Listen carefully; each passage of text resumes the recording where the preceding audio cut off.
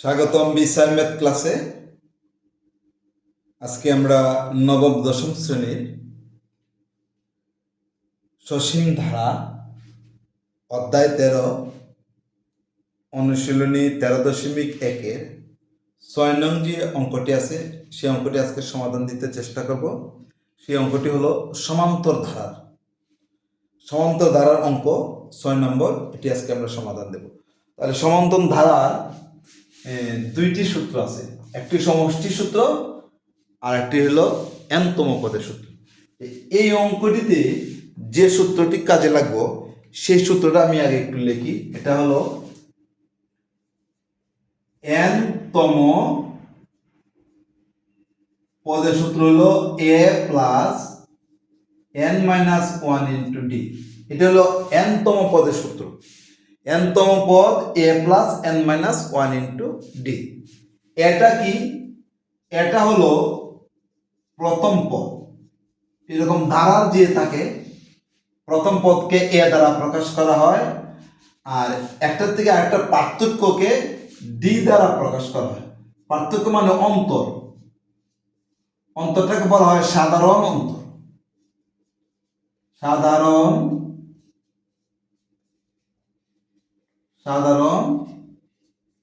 অন্তর, সাধারণ অন্তর অর্থাৎ পার্থক্য। দেখো 8 থেকে 11 পার্থক্য 3, 11 থেকে 14 বেশি 3 বেশি, 14 থেকে 17 3 বেশি, অর্থাৎ 8 থেকে 17 পর্যন্ত 3 3 করে বৃদ্ধি পেয়েছে। 8 থেকে 11, 11 থেকে 14, 14 থেকে 17 এরকম 3 3 করে বৃদ্ধি পেয়ে 392 পর্যন্ত তুমি লিখবা। তাহলে 392টা কততম পদ এটা বাইর করতে বলছে আমাকে। এটা একটি তুমি এরকম ধারা দেওয়া থাকলে তোমার একটা আছে সমান্তর ধারা আর একটি হলো গুণোত্তর ধারা। গুণোত্তর ধারাটা আমরা পরে চিন্তা করব। এটা আমরা এখনো করতেছি 13.1-এর সবগুলি সমান্তর ধারার অঙ্ক। গুণোত্তর ধারাটা আমরা পরে বোঝাবো। সমান্তর ধারা হচ্ছে সমান্তর মানে হলো সমান অন্তর অর্থাৎ সমান পার্থক্য। দেখো 8 থেকে 11 3 বেশি, 11 থেকে 14 3 বেশি, 14 থেকে 17 3 বেশি, 17 থেকে এরকম আরেকটা সংখ্যা হবে 20, 20 থেকে আরেকটা সংখ্যা হবে 23, এরকম 3 3 করে বৃদ্ধি পেয়ে 392 পর্যন্ত তুমি যাবে। 392তম সংখ্যাটা, এই 392 যাওয়ার পরে এই 392টা কততম পদ এটা আমাকে বাইর করতে বলছে। যেমন এক্সাম্পল 17টা কততম পদ? প্রথম, দ্বিতীয়, তৃতীয়, চতুর্থতম পদ হলো 17। আমি যদি এখানে 17 পরে 20 লিখি, 20টা কততম পদ? পঞ্চমতম পদ। 20-এর পরে 23 লিখলাম, এটা কততম পদ? ষষ্ঠতম পদ। মানে এটা কততম পদ? মানে 3 3 করে বৃদ্ধি পাওয়ার পর আমি 392 যাওয়ার পরে 392টা কততম পদ, এই অঙ্কটা থেকে আমি 392টা কততম পদ এটা বের করতে পারছি। তাহলে যেহেতু পার্থক্য একই, মানে পার্থক্যটাকে বলা হয় সাধারণ অন্তর। সাধারণ অন্তর বের করতে হলে দ্বিতীয় পদ থেকে প্রথম পদ বিয়োগ, তৃতীয় পদ থেকে দ্বিতীয় পদ বিয়োগ, চতুর্থ পদ থেকে তৃতীয় পদ বিয়োগ করলে যদি বিয়োগ ফল একই রকম হয় তাহলে এটাকে বলা হয় সাধারণ অন্তর। এরকম সসীম ধারা মানে 13 অধ্যায়ের গুণোত্তর ধারা সমান্তর ধারা যে অঙ্কগুলো আছে, এরকম ধারা দেওয়া থাকলে প্রথমে তোমরা চিন্তা করবে সেই অঙ্কটি গুণোত্তরের নাকি সমান্তরের। তো সমান্তর কোনটা? যদি পার্থক্য একই রকম হয় সমান্তর, অর্থাৎ বিয়োগ ফল যদি একই রকম হয়, মানে দ্বিতীয় পদ থেকে প্রথম পদ, তৃতীয় পদ থেকে দ্বিতীয় পদ যদি বিয়োগ করলে বিয়োগ ফল একই রকম হয় এটাকে বলা হয় সমান্তর। আর প্রথম পদ দ্বারা দ্বিতীয় পদকে ভাগ, দ্বিতীয় পদ দ্বারা তৃতীয় পদকে ভাগ করলে যদি ভাগফল একই রকম হয় এটাকে বলা হয় গুণোত্তর ধারা। যেমন আমি মনে করো আমি সমান্তরটা কিভাবে বুঝবো? 11 - 8 হলো 3, 14 - 11 3, তাহলে বিয়োগফল একই রকম, তাহলে এটা হলো সমান্তর। আর যদি আমি 8 দিয়ে 11কে ভাগ করি তাহলে ভাগফল দশমিকে যাবে না। 11 দ্বারা 14কে ভাগ করলে এটাও ভাগফল একরকম, ভিন্ন রকম। এটা মনে করো ভিন্ন রকম হবে, এটা ভিন্ন রকম হবে, তাহলে এটা গুণোত্তর না। যদি গুণোত্তর কিরকম হবে? মনে করো 2 + 4 + 8 + 16। দেখো 2 দ্বারা 4কে ভাগ করলে ভাগফল 2, 4 দ্বারা 8কে ভাগ করলে ভাগফল 2, 8 দ্বারা 16কে ভাগ করলে ভাগফল 2, তাহলে ভাগফল যখন একই রকম হবে এটাকে বলা হয় গুণোত্তর, অর্থাৎ পদগুলো দ্বিগুণ দ্বিগুণ বৃদ্ধি পায়। 2 দ্বিগুণ 4, 4 দ্বিগুণ 8, 8 দ্বিগুণ 16, দ্বিগুণ দ্বিগুণ বৃদ্ধি পেলে গুণোত্তর দ্বারা, অথবা ভাগ করলে প্রথম পদ দ্বারা দ্বিতীয় পদকে ভাগ, দ্বিতীয় পদ দ্বারা তৃতীয় পদকে ভাগ করলে যদি ভাগফল একই রকম হয় সেটা হলো গুণোত্তর দ্বারা। আর দ্বিতীয় পদ থেকে প্রথম পদ, তৃতীয় পদ থেকে দ্বিতীয় পদ বিয়োগ করলে যদি বিয়োগফল একই রকম হয় এটাকে বলা হয় সমান্তর ধারা। তাহলে এই অঙ্কটি হলো আমাদের সমান্তর ধারা। আমরা লিখবো এটি একটি সমান্তর ধারা, এই কথাটি না লিখলেও হবে, তারপরে আমি লিখছি যাতে তোমরা বুঝো। আমি লিখি, প্রথমে ধারাটি দেওয়া আছে, তুমি লিখবা এটি একটি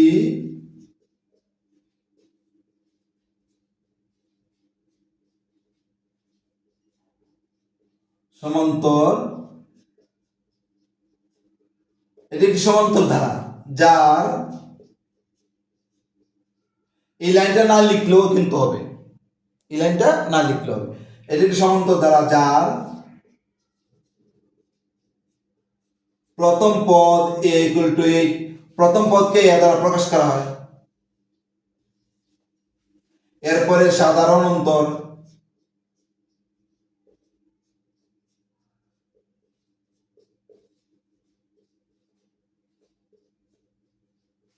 সাধারণত d ইকুয়াল টু দ্বিতীয় পদ থেকে প্রথম পদ বিয়োগ 11 মাইনাস 8, সাধারণ অন্তর পাইলাম আমরা 3। এটা প্রথম পদ, দ্বিতীয় পদ, তৃতীয় পদ, চৌথ পদ, পঞ্চম পদ, ষষ্ঠ পদ, এরকম যেতে 3 করে বৃদ্ধি পেতে পেতে 392 পর্যন্ত আমরা যাব। 392টা কততম পদ বাড়ি করতে হবে। আমি 392টা কততম পদ এখন আমি জানি না, এটা কততম পদ হবে এটা আমি জানি না, না জানার কারণে আমি লিখবো মনে করি n-তম পদ 392। তাহলে আমি লিখবো মনে করি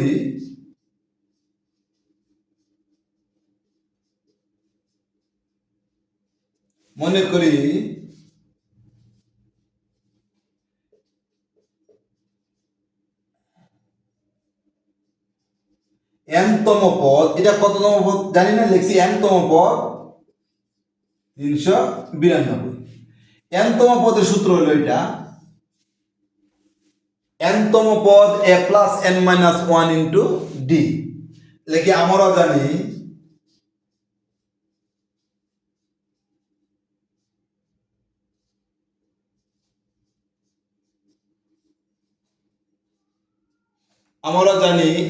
n-তম পদ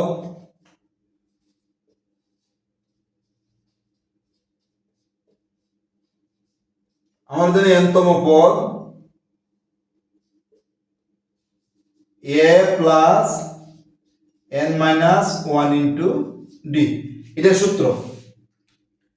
মনে করি n-তম পদ 392, আমরা জানি n-তম পদ এত, এটাও n-তম পদ, এটাও n-তম পদ, এটা n-তম পদ, এটা n-তম পদ, অতএব এত সমান সমান এত আমরা লিখতে পারি।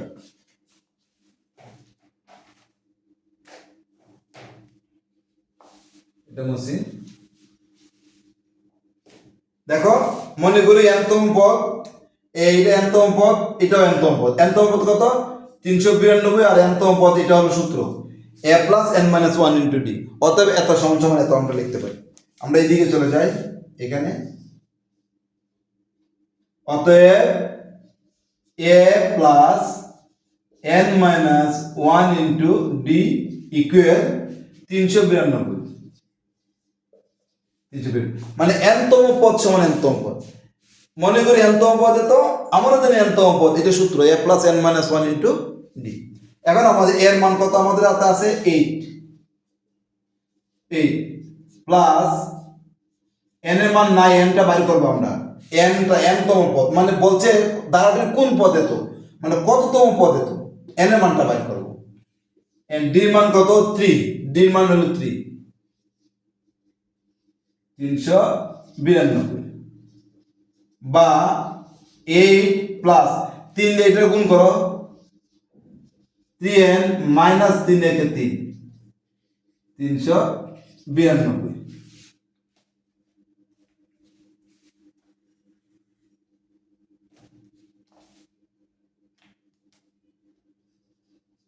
বা 3n, এটা হলো 8 হলো প্লাসের, 3 হলো মাইনাসের, প্লাসে মাইনাসে বিয়োগ, 8 থেকে 3 গেলে হয় 5। বড় সংখ্যার বামে প্লাস চিহ্ন, এইটা এইটার আগে কোনো চিহ্ন নাই, তাহলে বুঝবো আমরা প্লাস, তাহলে প্লাস হবে 5, 392। আমি এইদিকে চলে আসি, বাম দিকে।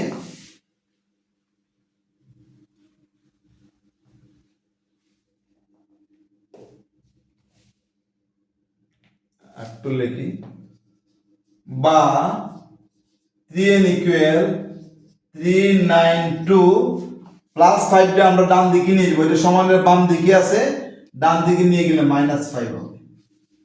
এখন আমি এইটা এইদিকে আসো, বা 3n ইকুয়াল 392 থেকে 5 বিয়োগ করলে কত হয়? 392 থেকে 5 বিয়োগ করলে 5 6 7 8 9 10 11 12 7, আতে আছে 1 8 3 378, 87 সরি 387। তাহলে এখন আমরা বিয়োগ করার পরে 387 পাচ্ছি। এখন আমরা এটা গুণ আকারে আছে, এটা ভাগ আকারে, এটা নিচে চলে যাবে 3টা।